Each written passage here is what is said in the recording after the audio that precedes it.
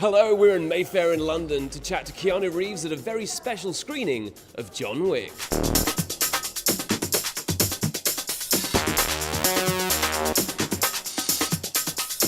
John Wick follows the story of the adventures of a man who, when we find him, his wife is ill. He's an assassin who has kind of got out of the life for love.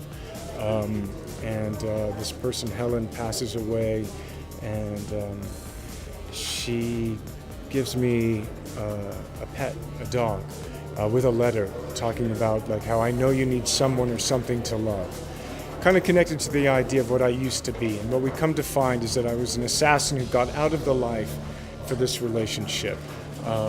She passes away, and then one day I run into this young lout and his gang, and they decided they want my car, my 69 car, my Mustang, and they end up stealing the car, killing my dog, and beating me up in my own home.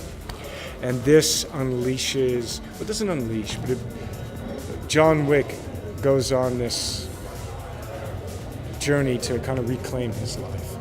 You know, and for him, John Wick, he kind of breaks open his basement and takes out his weapons and stuff, and puts on the character of John Wick to reclaim his life. And there's a lot of people in this way. I like action, but I guess if I had to go back to what the core is, it really does come back to the story.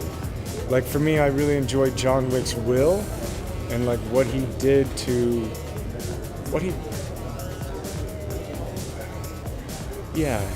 who he is and what he does, his will and what he does to try to reclaim what was taken from him. You know, the picture has a kind of Old Testament kind of way to it, and can you get away from your past? Can you change?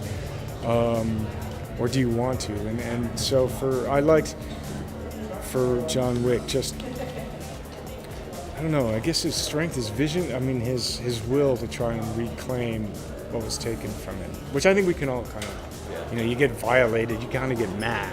A good night at the movies, or a good story, you know, it's got action, it's got emotion. I always thought of John Wick as a date movie, but not just a date movie.